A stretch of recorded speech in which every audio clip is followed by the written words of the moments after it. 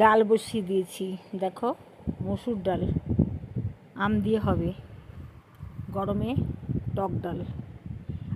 আর একটা গ্যাসে আলু পেঁয়াজ ভাজা বসিয়েছি, কেন কি সকালের খাবারে রুটি আর আলু পেঁয়াজ ভাজা খাবো। গরমে আর অন্য কিছু একদম ইচ্ছে করছে না, বা প্রথমত রান্না করতে ইচ্ছে করছে না, দ্বিতীয়ত খাওয়া তো আরও ইচ্ছে করছে না। আটা মাখা হয়ে গেছে।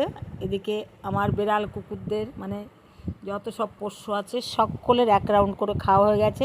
মাংসর পা মাথা ভাত সব মেখে দিলাম একসাথে। এই যে কোকো, ওপাশে পোস্ত, লুচির বাচ্চারা, এই যে লুচির বাচ্চা, 2 বাচ্চা, পুচি ও পুষি আমি নাম দিয়েছি।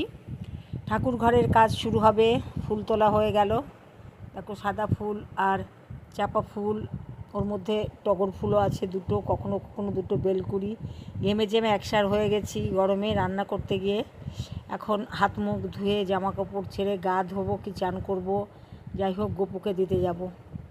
এই যে আমার গপুর আজকের সাজ।